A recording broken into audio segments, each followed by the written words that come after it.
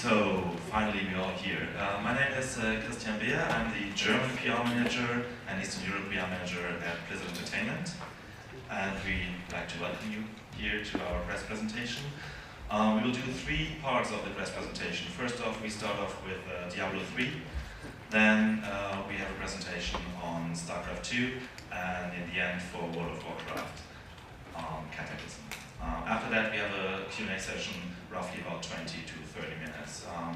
So let me introduce first off Jay Wilson, the game director of Diablo 3, and Justin Scara, lead designer of Diablo 3. Please enjoy.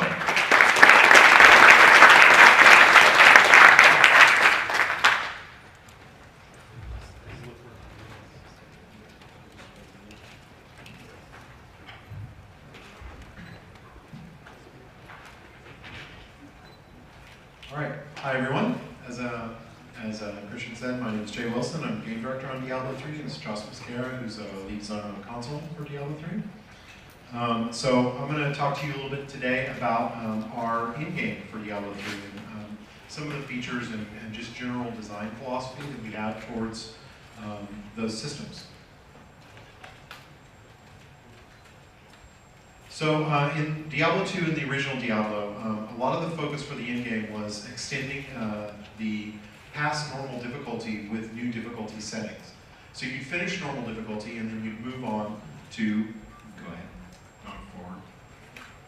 So the normal difficulty was basically the core kind of gameplay experience. It was basically what you call the single player game, although they were always co-op enabled. And once you finish normal difficulty, you unlock the next difficulty, which was Nightmare. So, and that provided, greater challenges, and new monsters, and new items, and things like, well, not new monsters, but more challenging monsters, and new items, and things like that. And then after Nightmare, you unlocked Hell. So Hell was even further, more dangerous, as you can see, there's a ton of monsters chasing you, it's scary. And, made the game even more challenging, but the quality of the items got better, you got to level up even further. And we're keeping all these kind of similar conventions for Diablo 3. You're going to have the same kind of level from normal to Nightmare to Hell, but one of the things that we've done is add a new difficulty setting, which is Inferno.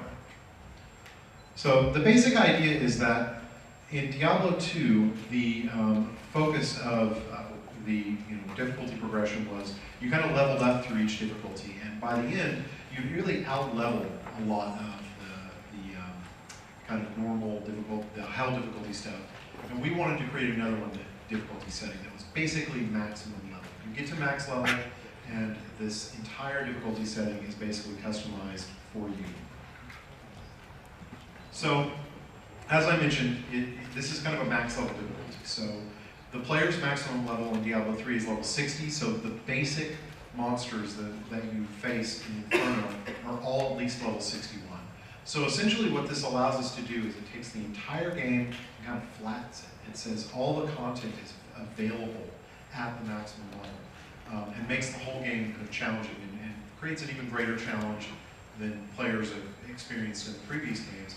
And the nice thing is that that once you come into this kind of level of you're never basically going to out-level it, since the player's level can never exceed the level of the even most mundane monsters in this difficulty. It's always going to be a viable place to go and find a challenge or how much power your character gets. All right, and the nice thing about Inferno is that because it's higher difficulty, it has new sets of items that drop specifically in those areas.